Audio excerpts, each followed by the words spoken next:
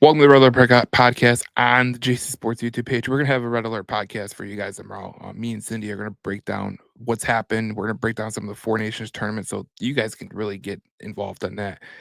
But I wanted to talk about what could be happening with the Detroit Red Wings. Obviously, today you heard that Andrew Kopp is gone for 4 to 6 months, a recovery time of 4 to 6 months. This is what the team released. He went successful surgery on his left pectoral tendon, and he will miss the remainder of the 2024-2025 season. So, is it time to make a move for Steve Eisman? Obviously, we're getting close to the trade deadline. The trade deadline is next Friday. Next Friday is the trade deadline for the NHL, and there's been people that have been linking the Detroit Red Wings to two players. And David Pagnotta, he does a damn good job at tracking rumors and all that stuff. These are two of the players that he connected to Detroit. He connected Elias Pettersson from the Vancouver Canucks, who is making $11.6 million, 11 goals, 24 assists, 35 points. And then you got Dylan Cousins, who is 23, 3 years younger, at a cheaper cap hit of 7.1 million and 11 goals, 16 assists, 27 points. This is by David Pagnotta because he does a damn good job at keeping track of the rumors and who's involved and who could be potentially rumored to this team. And there was also Trevor Zegras, who Red Wing fans need no introduction to who Trevor Zegras is. Obviously, Trevor Zegras is a damn good player. Um, he's a little bit overrated by many terms, but he's a good player, and the Anaheim Ducks are going to want a haul for him. Every player that is on this trade list, it's going to take a haul to get. Um, One of the reasons that I'm not a big fan of trading for Elias Pettersson is, look, I like the player. I don't like what I hear from Vancouver media, people that they really know the Vancouver Canucks well, where they kind of are kind of convinced that he's a crybaby. The Red Wings don't need that in their locker room. Obviously, going at with JT Miller and JT Miller getting traded to the New York Rangers, it just doesn't jive well for me. And there's times I watch Elias Pettersson, and I'm taken back because he's such a talented player as a two-way player, but there's times that he just takes it off. He just totally coasts through. And for him to make $11.6 million and come to the Detroit Red Wings with he's scoring 11 goals, 24 assists, 35 points. That's pretty good, but it's not nothing to write home about. And look, some team is going to get Elias Pettersson at some point, either at the end of this year before his no trade clause kicks in. But I don't think Detroit should be on the hook to grab Elias Pettersson because I don't think Elias Pettersson is truly that good. Dylan Cousins, I'm a little bit interested in. Obviously, that $7.1 million cap hit, him being 23 years old. So by the time he re-ups, he'll be near 30. If it's a 7-year contract, 6-year contract, I believe it's 7 years. I mean, 6 years left on a deal. So, but he's got 11 goals, 16 points, 16 assists, and 27 points. And look, I look at Buffalo like it's just the reality. Buffalo, every player that comes from Buffalo, they go to another team and they turn it up. JT, you got, JT Confer was from Buffalo. He went to Colorado. Ryan O'Reilly went from Buffalo to St. Louis, and he did a damn good job. There's been multiple occasions where Buffalo Sabres have been showing up in the NHL playoffs, like Sam Reinhart and all these guys.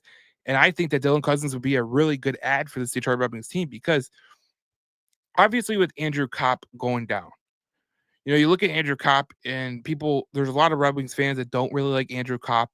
And I understand why you don't like Andrew Kopp. He can be a little bit frustrating, especially at the cap hit that he is at.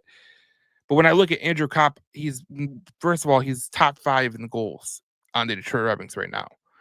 And he was projected to have 18 goals for the rest of the season, and be a contributor player. And him being out is a pretty big loss, but it's the availability for someone else to step up, someone else that can step up in Copp's shoes and kind of make what it is, or Stevie Y could go out and make the move. So is it time to really make the move for the Detroit Red Wings?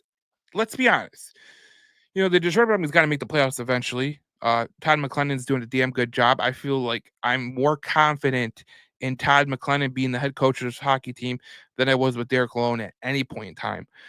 Last year, if you talked to me about Derek Lalonde, especially after a season, I didn't feel comfortable with Derek Malone being the head coach of the Detroit Red Wings, not because, of some of the things that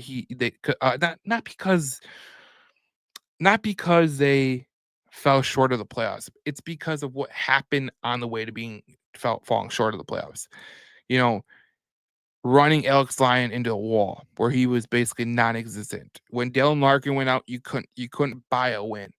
And it was against teams like the Coyotes and the San Jose Sharks. Like, those are unexcusable losses. And as a coach, you're supposed to get the most out of your team, and he just couldn't get the most of his team. And it was a habitual rotation where he would get to November and December and he would consistently lose his load. Go back to what I was talking about in the podcast. You know, in November, Derek Malone had a 323 winning percentage for his career with the Detroit Red Wings. It just didn't make any sense. So with Todd McLennan, I feel like the Detroit Red Wings are in a spot where I can believe in them. It's a place where I could go, okay, I believe the Detroit Red Wings are a good team. I believe that with Todd McLennan, they can make a move and it's not going to hamper them because Todd McLennan is going to have the wherewithal how to use a guy like Dylan Cousins. And if they were to make a trade for Elias Pettersson, I think he could put Elias Pettersson in his place.